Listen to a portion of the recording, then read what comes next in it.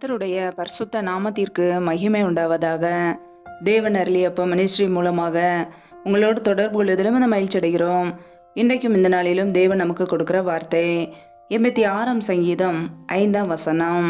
ஆண்டவரே, நீர் நல்லவரும் மன்னிக்கிறவரும் உம்மை நோக்கி கூப்பிடுகிற யாவர் மேலும் கிருபை மிகுந்தோருமாய் இருக்கிறீர். ஹல்லேலூயா. கிறிஸ்துவுக்குள் பிரியமானவர்களே, கர்த்தருடைய வார்த்தை சொல்கிறது, நம்முடைய தேவன் நல்லவர், மன்னிக்கிறவர். நாம் அவரை நோக்கி கூப்பிடும்போது நம் மீது அவர் கிருபை மிகுந்தவருமாய் இருக்கிறார். ஹல்லேலூயா. நம்முடைய வாழ்க்கையிலே தேவன் நம்முடைய வாழ்க்கையிலே நன்மை செய்கிறவர். அவர் நல்லவர். எவ்வளவோ காரியத்தில் நமக்கு நன்மைகளை செய்து கொண்டு இருக்கிறார். ஹல்லேலூயா. நம்மை மன்னிக்கிறவர், நம்முடைய அக்கிரமங்களை மன்னிக்கிறவர், நம்முடைய பாவங்களை மன்னிக்கிறவர், நம்முடைய மீறுதல்களை மன்னிக்கிறவர். ஹல்லேலூயா.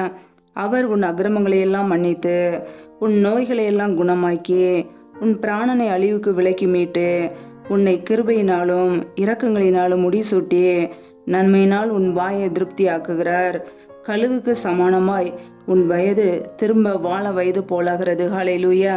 நம்முடைய வாழ்க்கையிலே நம்முடைய அக்கிரமங்களை நம்முடைய பாவங்களை மன்னித்து நம்முடைய நோய்களை எல்லாம் குணமாக்கி இருக்கிறார். ஹல்லேலூயா.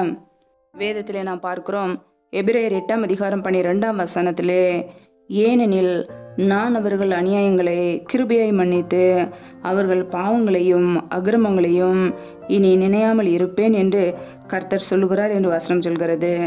ஆம் பிரியமானவர்களே, நம்முடைய அநியாயங்களை கிருபையாய் மன்னித்தார். நம்முடைய பாவங்களையும் அக்கிரமங்களையும் இனி நினையாமல் இருப்பேன் என்று நமக்கு கர்த்தர் வாக்குத்தத்தம் செய்திருக்கிறார். ஹல்லேலூயா. கர்த்தருடைய பிள்ளைகளுடைய வாழ்க்கையிலே நாம் செய்த பாவங்கள், நாம் செய்த அக்கிரமங்கள் எல்லாவற்றையும் கர்த்தர் மன்னித்து நம்மை சுகமாக்கி இருக்கிறார். ஹல்லேலூயா. நம்முடைய தேவன் நல்லவர். அவர் நல்லவராய் இருக்கிறபடியினாலே நம்மை அவர் மன்னித்து ஏற்றுக்கொண்டார். அவருடைய பிள்ளைகளாய் ஏற்றுக்கொண்டார். ஹல்லேலூயா. வேதம் சொல்லுகிறது, நம்முடைய பாவங்களை நாம் அறிக்கையிட்டால் பாவங்களை நமக்கு மன்னித்து எல்லா அநியாயத்தையும் நீக்கி நம்மை சுத்திகரிப்பதற்கு அவர் உண்மையின் நீதியும் உள்ளவராய் இருக்கிறார் என்று. ஆம் பிரியமானவர்களே, நம்முடைய பாவங்களை நாம் அறிக்கை இடுகிறோமோ, தேவன் நமக்கு மன்னிக்கிறார். ஹல்லேலூயா. அவர் உண்மை உள்ளவர், இரக்கம் உள்ளவர். அவர் நம்மை ஒவ்வொரு நாளும் அவருடைய வழியிலே நடத்துகிறார். ஹல்லேலூயா. பாவங்களை எல்லாம் மன்னித்து நீதியின் பிள்ளைகளாய் நீதியின் பாதையிலே செம்மையான வழியிலே நம்மை நடத்துகிறார். ஹல்லேலூயா. வேதத்தில் நாம் வாசிக்கிறோம், மத்தேயு 6ஆம் அதிகாரம் 14, 15 ஆகிய வசனங்களிலே, மனுஷருடைய தப்பிதங்களை நீங்கள் அவர்களுக்கு மன்னித்தால் உங்கள் பரமபிதா உங்களுக்கும் மன்னிப்பார் என்று கர்த்தர் சொல்கிறார். மனுஷருடைய தப்பிதங்களை நீங்கள் அவர்களுக்கு மன்னியாதிருந்தால் உங்கள் பிதா உங்கள் தப்பிதங்களையும் மன்னியாதிருப்பார் என்று கர்த்தருடைய வார்த்தை கூறுகிறது. ஆம் பிரியமானவர்களே, மனுஷருடைய தவறுகளை நாம் மன்னிக்க வேண்டுமாம். இன்றைக்கு கர்த்தருடைய பிள்ளைகள் மற்றவர்கள் செய்த தவறுகளை, குறைகளை, குற்றங்களை மன்னிக்கிறோமா? அவர்களை மன்னித்து ஏற்றுக்கொள்கிறோமா? நம்முடைய வாழ்க்கையிலே நாம் மற்றவர்களை மன்னிக்கும் போது தேவன் நமக்கு மன்னிப்பை கொடுக்கிறார். நாம் மன்னியாதிருப்போம் என்றால் பிதா நம்முடைய தப்பிதங்களையும் மன்னியாதிருப்பார் என்று வசனம் சொல்கிறது. ஆம் பிரியமானவர்களே, மற்றவர்களை மன்னித்து அவர்களுடைய குறைகள் குற்றங்களை மன்னித்து தேவனுடைய சமூகத்திலே நாம் மன்னிப்பை பெற்றுக்கொள்வோம். ஹல்லேலூயா. மார்க்கு 11ஆம் அதிகாரம் 24, 25 ஆகிய வசனங்களிலே, ஆதலால் நீங்கள் ஜெபம் பண்ணும்போது எவைகளை கேட்டுக்கொள்வீர்களோ அவைகளை பெற்றுக்கொள்ளும் என்று விசுவாசியுங்கள், அப்பொழுது அவைகள் உங்களுக்கு உண்டாகும் என்று சொல்கிறேன். நீங்கள் நின்று ஜெபம் பண்ணும்போது ஒருவன் பேரில் உங்களுக்கு யாதொரு குறை உண்டாயிருக்குமானால் பரலோகத்தில் இருக்கிற உங்கள் பிதா உங்கள் தப்பிதங்களை உங்களுக்கு மன்னிக்கும்படி அந்த குறையை அவனுக்கு மன்னியுங்கள்.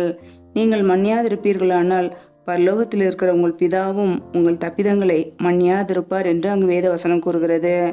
ஆம் பிரியமானவர்களே, நம்முடைய வாழ்க்கையிலே நாம் ஜெபிப்பதற்கு முன்பாக நாம் மற்றவர்களை மன்னித்து விட்டோமா என்பதை நாம் ஆராய்ந்து பார்க்க வேண்டும். ஒருவேளை மற்றவர்களை மன்னிக்காமல் இருதயத்திலே பகையோடு, வைராக்கியத்தோடு, விரோதத்தோடு, கசப்போடு வாழ்வோம் என்றால் நம்முடைய ஜெபத்தை தேவன் கேட்க மாட்டார்.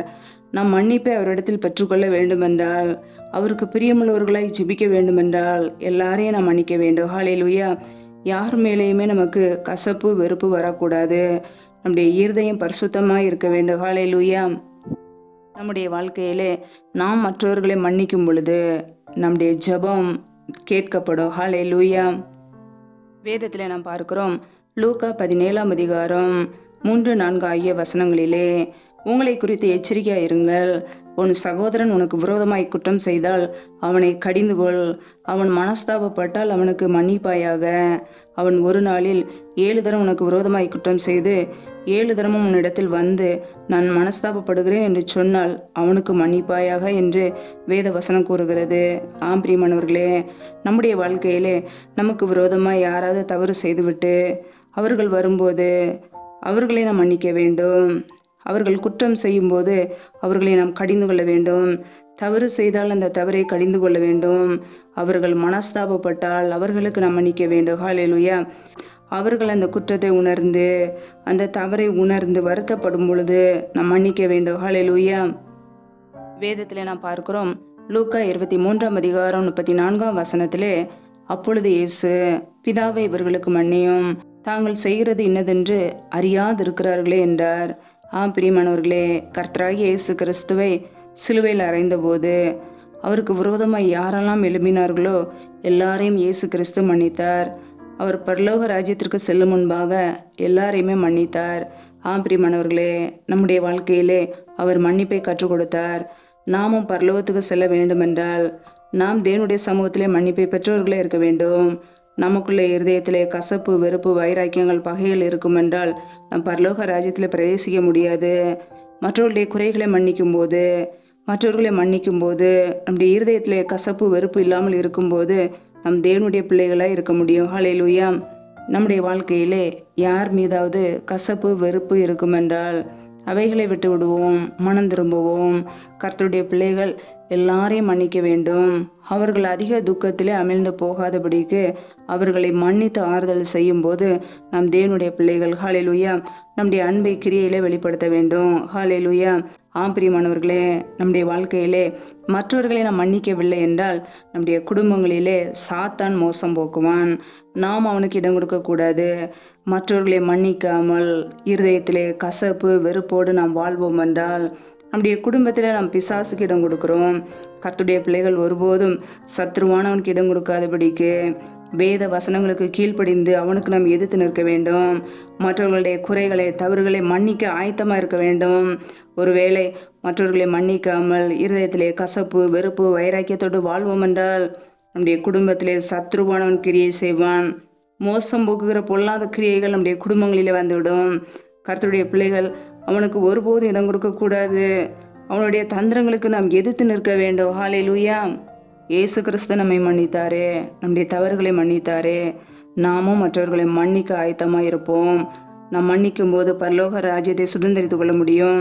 நித்திய ஜீவனை நாம் சுதந்திரித்துக் கொள்ள முடியும். ஹல்லேலூயா. நமக்குள்ளே மாம்சத்தின் கிரியைகள் வேண்டாம்.